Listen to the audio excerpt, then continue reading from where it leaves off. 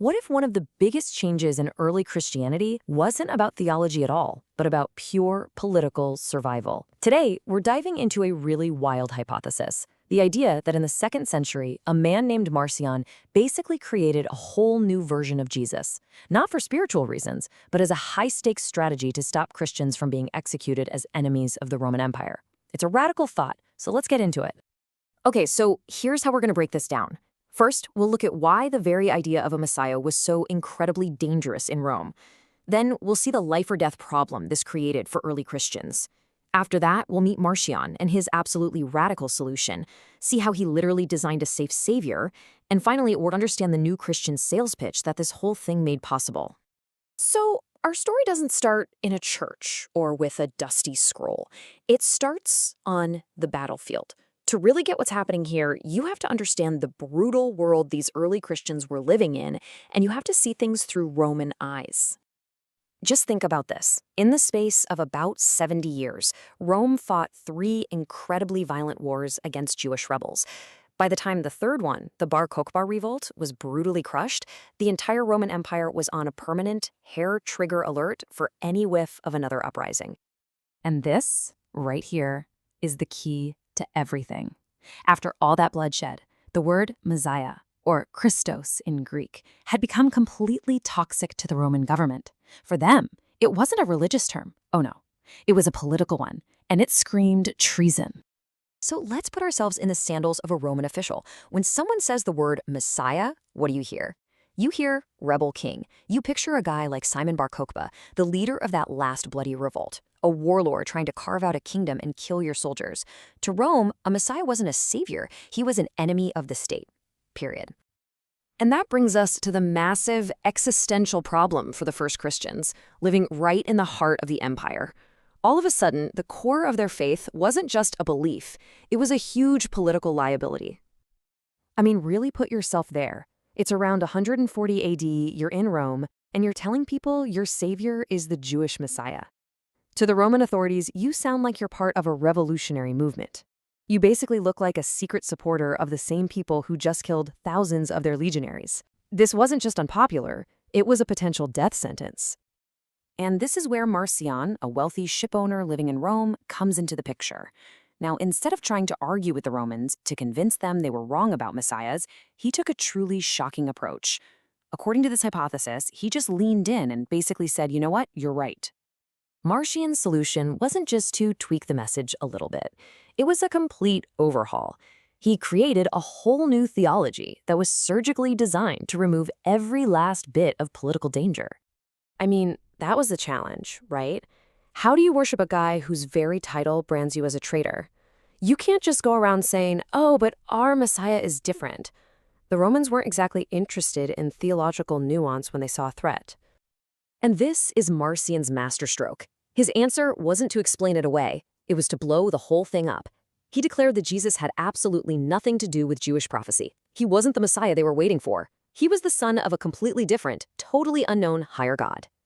Marcion's big idea was that there were 2 gods. On one side, you had the creator God of the Old Testament. This was the God of Israel, a god Marcion saw as obsessed with law, land, and war. You know, the God of the rebels. But on the other side, there was a totally separate, unknown, alien God of pure love and mercy who had zero interest in this physical world. And Jesus, Marcion said, was the son of this alien God. Now, this 2-god system wasn't just some abstract idea for a philosophy class. It was the blueprint for a deliberate redesign of Jesus himself, a redesign meant to strip him of every single quality a Roman official would find threatening. This chart just lays out the strategy perfectly.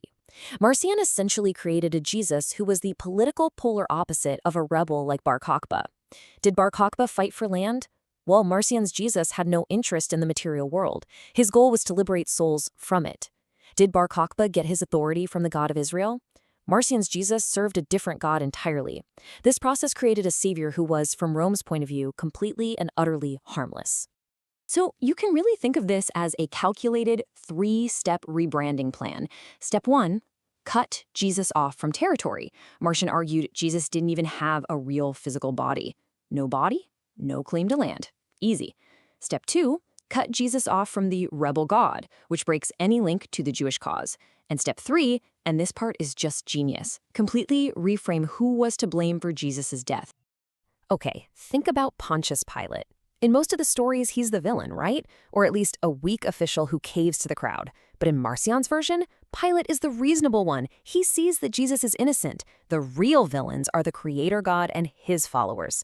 This brilliantly reframes the crucifixion. It's no longer Rome executing a Jewish rebel. It's the Creator God destroying the son of his cosmic rival. And just like that, the Roman state is completely off the hook. So, when you put all these pieces together, the new God, the spiritual savior, the reframed crucifixion, what do you get? You get a brand new version of Christianity, one that's perfectly packaged for survival and maybe even acceptance within the Roman Empire. The choice on offer was now incredibly stark. The Jewish Messiah, Bar Kokhba, offered war and law, two things that would get you killed by Rome. Marcion's Jesus, on the other hand, offered escape and grace, spiritual ideas that were no threat to anyone. The political pitch that comes out of this is just devastatingly effective.